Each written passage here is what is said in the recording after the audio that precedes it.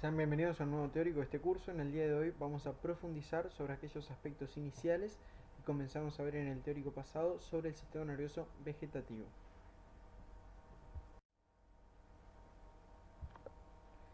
Como ya conocen, al sistema nervioso lo podemos dividir según su localización en central y periférico. Central, aquel que está alojado dentro del estuche, cráneo, raquídeo y meningio, y según su función, si es voluntario, hablamos del sistema nervioso somático, y aquellas actividades que están fuera del control de la voluntad forman parte o están a cargo del sistema nervioso vegetativo o autonómico. Es así que, por lo tanto, múltiples funciones escapan al control de la corteza cerebral. Recordemos que la corteza cerebral es el punto de máxima jerarquía nerviosa y donde se dan los procesos voluntarios. Múltiples procesos, entonces, escapan a la misma, como por ejemplo la salivación, la inervación del tubo digestivo, el peristaltismo del mismo, el patrón respiratorio o ventilatorio, mejor dicho, así como el aumento o la disminución, por ejemplo, de la frecuencia cardíaca.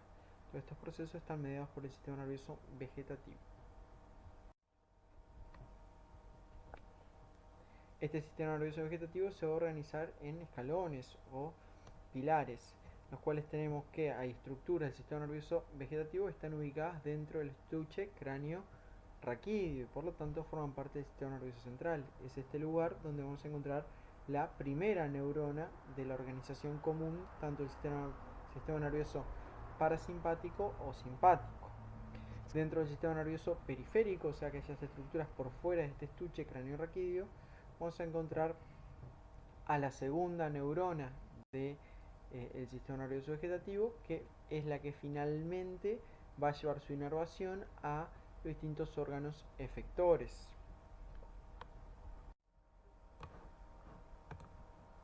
Entonces, esta primera neurona topografiada a nivel del sistema nervioso central se va a ubicar, por ejemplo, a nivel del encéfalo, en el tronco encefálico, para lo que corresponde al sistema nervioso parasimpático, a nivel de, por ejemplo, los núcleos de los pares craneanos.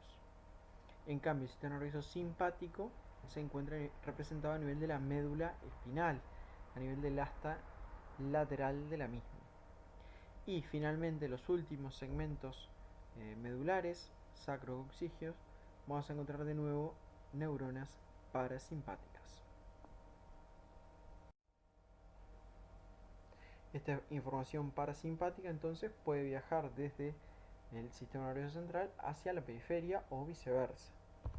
La unión entre el sistema nervioso central y el órgano efector está mediado por estructuras del sistema nervioso periférico, que podrán ser los pares craneanos o los nervios raquídeos, por los cuales no olviden que también transita información que responde al sistema nervioso somático. Recordemos la disposición común entonces para el sistema nervioso vegetativo, bien fácil de recordar. Lo podemos conceptualizar de la siguiente forma: una primera neurona ubicada a nivel del sistema nervioso central que se dirige para sinaptar con una segunda neurona ubicada a nivel del sistema nervioso periférico en ganglios. Esta segunda neurona se extiende hasta el órgano efector donde se encuentran los receptores, determinando la estimulación o la inhibición del mismo.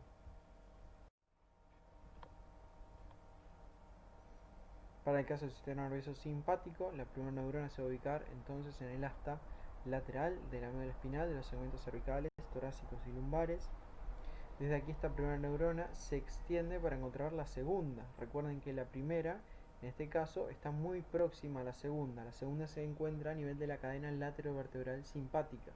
Por lo tanto, la fibra preganglionar es corta. En cambio, la segunda neurona se va a extender hasta el órgano efector y esta fibra postganglionar es más larga.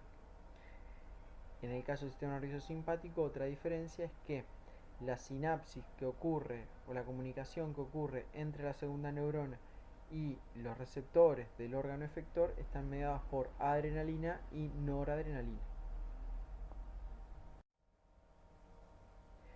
Para el caso del sistema nervioso parasimpático, esta primera neurona, topografiada a nivel central, se encuentra en el tronco encefálico o a nivel de los segmentos sacros de la médula. Desde aquí esta primera neurona se extiende por medio de la fibra preganglionar para encontrar la segunda neurona que se encuentra dentro de un ganglio nervioso que está muy próximo al órgano efector. Por lo tanto, esta fibra preganglionar es larga. En cambio, la fibra postganglionar, que es la que se extiende hasta el órgano efector, es más corta. Otra diferencia que va a tener entonces el sistema nervioso parasimpático respecto al simpático es que esta estimulación o inhibición que se produce a partir de la segunda neurona con la interacción con el órgano efector está mediada por un neurotransmisor diferente al sistema nervioso simpático que corresponde a la acetilcolina.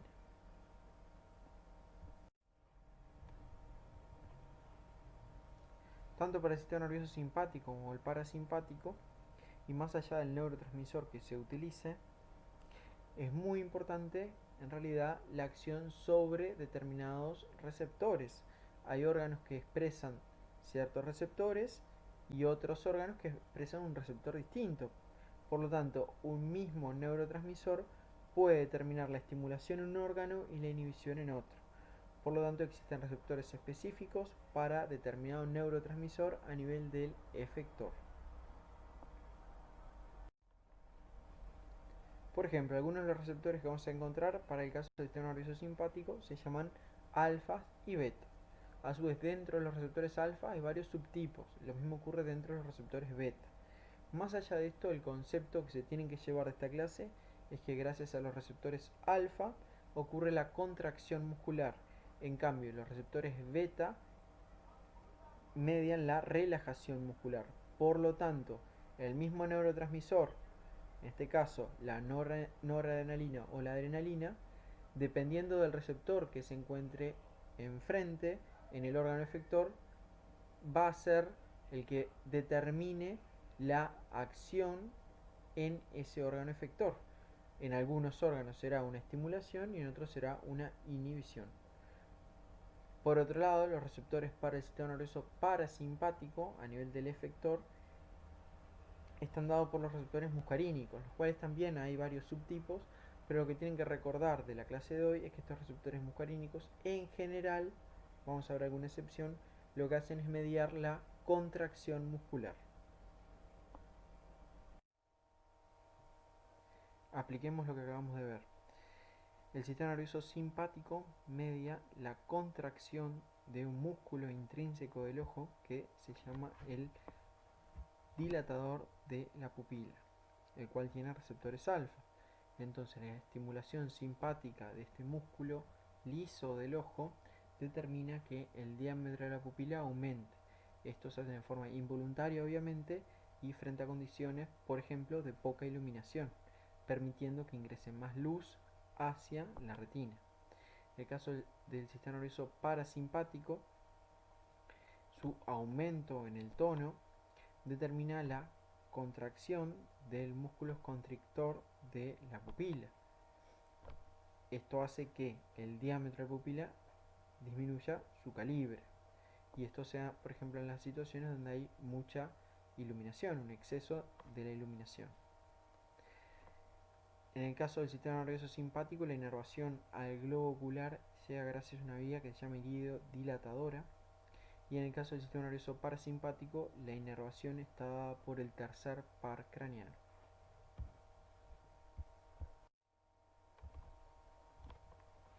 Es así entonces que la primera neurona de este sistema nervioso parasimpático se encuentra en el núcleo del tercer par craneano, se va a extender para encontrar la segunda neurona, la cual se encuentra en un ganglio próximo al globo ocular, en el interior de la órbita, y esta segunda neurona se va a dirigir hasta llegar al músculo constrictor de la pupila, al cual inerva y determina entonces por la acción de la acetilcolina sobre receptores muscarínicos del músculo constrictor de la pupila una miosis.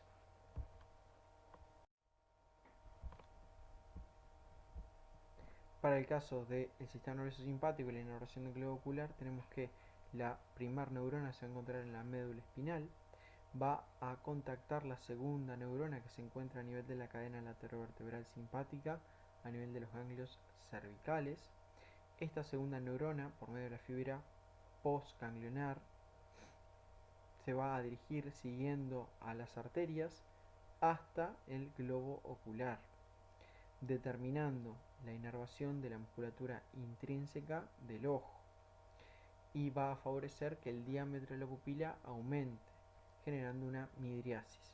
Esto lo consigue a través de la utilización del neurotransmisor llamado adrenalina o también de noradrenalina. Como dijimos, a nivel del músculo dilatador de la pupila va a existir una contracción del mismo, por lo tanto esto está mediado por receptores de tipo alfa. Pero en cambio, sobre el músculo constrictor de la pupila vamos a tener una relajación del mismo, y esto está dado por la presencia de receptores beta en dicho músculo. Es así entonces que vemos la inervación parasimpática y simpática del globo ocular con los determinados neurotransmisores y receptores, y vemos cómo esta escapa a nuestra voluntad y determina entonces una función muy importante del globo ocular relacionada con la pupila, y que tiene que ver con el pasaje de mayor o menor iluminación hacia el sector más posterior del globo ocular.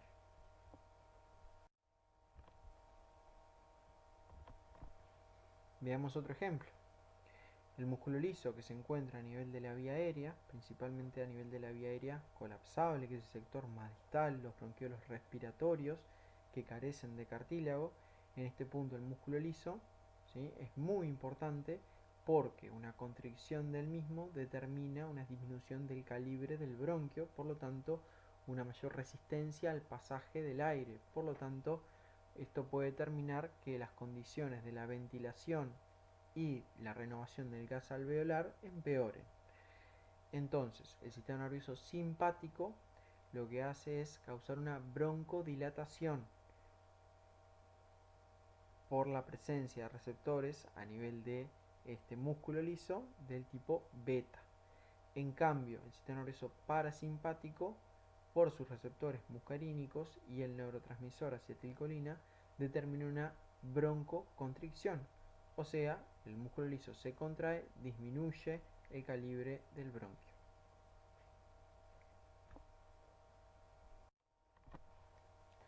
Para el caso de la inervación de la vía aérea de los pulmones, la primera neurona para el sistema nervioso parasimpático se encuentra a nivel del tronco encefálico y va a llegar hasta ganglios próximos a el pulmón por medio del nervio vago.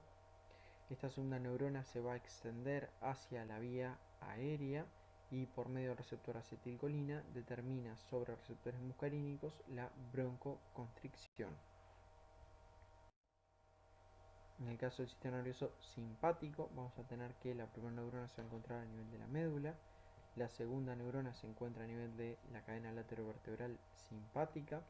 Esta segunda neurona es la que se extiende hacia la vía aérea y va a determinar, por la utilización del neurotransmisor adrenalina o noradrenalina, sobre su acción en receptores beta, la broncodilatación.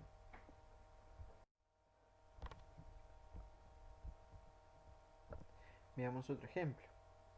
La inervación de la vía urinaria, principalmente inferior, está en íntima relación con procesos como el de la micción. Como ya estudiamos a lo largo del curso, conocemos que la micción tiene dos fases, una fase larga de llenado y una fase corta de la micción propiamente dicha, que es la emisión de la orina. Tenemos que el sistema nervioso simpático es el que favorece la fase del llenado. En cambio, la fase del vaciado está favorecida por el sistema nervioso parasimpático.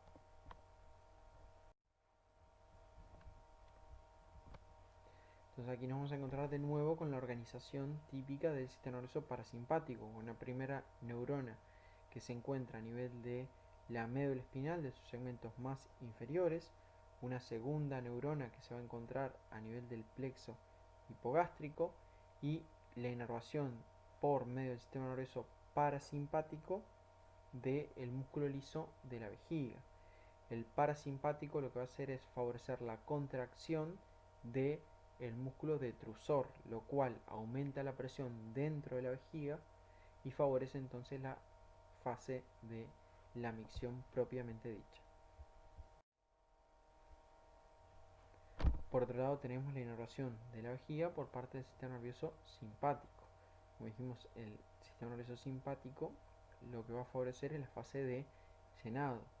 Por lo tanto, la primera neurona se encuentra a nivel de la médula espinal, principalmente los segmentos lumbares, que se extiende para encontrar la segunda a nivel de la cadena laterovertebral simpática.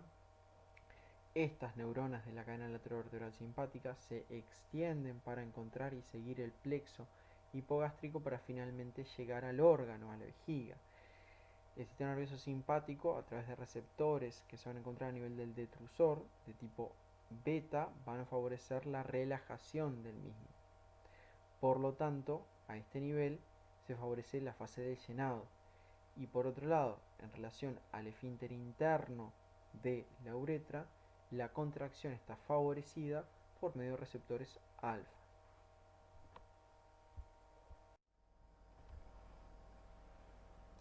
Continuemos viendo ahora algún ejemplo de la inervación del sistema nervioso vegetativo sobre el corazón. El corazón por sí solo ya cuenta con un sistema eléctrico que está formado por el miocardio específico, que es el cardionector, que tiene nodos y haces. Seguramente recuerden el nodo que determina la frecuencia con la cual late el corazón, el marcapasos autonómico del corazón determinado por el nodo sinusal, por ejemplo. Sobre este sistema van a actuar en más o en menos el sistema nervioso parasimpático y simpático. El sistema nervioso simpático actúa aumentando la frecuencia y la fuerza con la cual se contrae el corazón. Es por lo tanto un sistema que actúa aumentando el gasto cardíaco. Por otro lado, el sistema nervioso parasimpático hace todo lo contrario. Disminuye la frecuencia cardíaca y disminuye la fuerza con la cual se contrae el corazón. Por lo tanto, disminuye el gasto cardíaco. Entonces, el sistema nervioso parasimpático va a tener una primera neurona que está en el tronco encefálico, que sale del mismo a través de un par craneano, el nervio vago, para contactar la segunda neurona. La segunda neurona se encuentra cerca del corazón, a nivel de los ganglios del plexo cardíaco. Esta segunda neurona es la que se extiende hasta el corazón y determina sus efectos. Utiliza acetilcolina que incide sobre receptores de tipo muscarínico, pero es un tipo especial de receptor muscarínico dentro de la familia de los mismos que escapa a lo que veíamos conceptualmente para otros órganos. En este caso hace todo en menos. Entonces el sistema nervioso parasimpático a través de estos receptores muscarínicos es ionotrópico negativo y cronotrópico negativo, o sea, disminuye la fuerza con la cual se contrae el corazón y disminuye también la frecuencia cardíaca. Para el caso del sistema nervioso simpático, la primera neurona se encuentra a nivel de la médula espinal, de los segmentos torácicos principalmente. La segunda neurona se encuentra a nivel de la cadena laterovertebral simpática, torácica, y es esta fibra postganglionar la que se extiende hasta el corazón, liberando noradrenalina y adrenalina, que va a actuar sobre receptores beta, pero son un tipo especial de receptor beta, que en este caso, este tipo de receptor en el corazón genera efectos en más. Es cronotrópico positivo y a su vez es inotrópico positivo. Por lo tanto, aumenta el gasto cardíaco, o sea, la cantidad de sangre que impulsa el corazón en un minuto. Hay muchos fármacos que en la medicina se utilizan siguiendo este razonamiento y buscando determinadas acciones, tratando de imitar lo que es la acción de los neurotransmisores sobre determinados receptores. Por ejemplo, los fármacos antimuscarínicos, como la atropina. Estos fármacos en forma de colirio, en este caso, pueden actuar impidiendo entonces la acción de la acetilcolina sobre los receptores muscarínicos y determinando una midriasis de la pupila.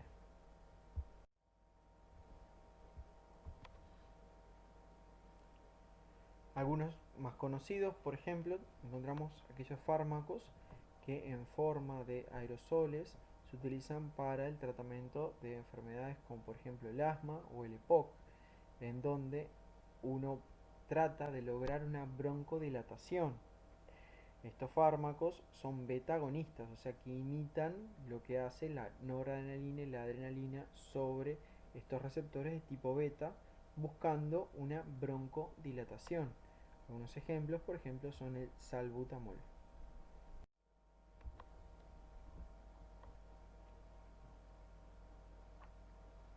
En el caso del aparato urinario y de la vía urinaria, más particularmente en algunas enfermedades como la hiperplasia prostática benigna, en la cual existe un obstáculo que limita la emisión de orina, se pueden utilizar algunos fármacos como la terazocina, el cual es un alfa bloqueante. Y entonces lo que hace es impedir que los receptores alfa que se encuentran a nivel de el cuello, de la vejiga y del esfínter liso determinen una contracción del mismo, o sea, favorecen la relajación. Esto hace que mejore el perfil de la urodinamia de los pacientes con una hiperplasia prostática benigna. Otros fármacos relacionados con el sistema nervioso vegetativo y de amplio uso en nuestra población son los beta bloqueantes. Estos fármacos como el labetalol, atenolol, propanolol, carvedilol, que seguramente conocen a alguien que tome algún fármaco beta bloqueante, lo que hacen es impedir entonces la acción del sistema nervioso simpático a nivel de los receptores beta del corazón. Por lo tanto, son inotrópicos negativos. Estos fármacos se utilizan para el tratamiento de diversas cardiopatías, como por ejemplo en la cardiopatía isquémica, donde se logra que el corazón, al trabajar menos, consuma menos o requiera menos oxígeno para funcionar.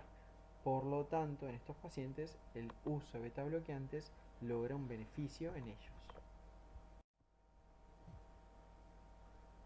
Bien, y para ir redondeando este teórico, donde profundizamos sobre los aspectos de este sistema nervioso vegetativo, el ensuma del mismo sería que deben de conocer el sistema nervioso vegetativo con sus dos divisiones, parasimpático y simpático, la organización común de los mismos, los neurotransmisores que utiliza cada uno de ellos y los receptores con las principales funciones asociadas que existen.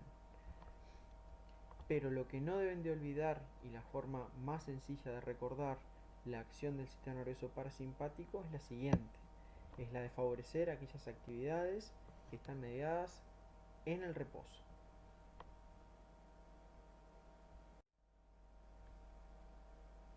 Y por otro lado, todas aquellas actividades que están relacionadas con la huida, la lucha, el combate, las actividades físicas, están en íntima relación con un tono aumentado del sistema nervioso simpático.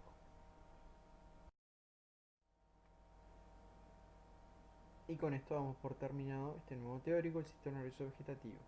Si tienen algún interrogante, algo que no hayan entendido, no duden en contactarnos.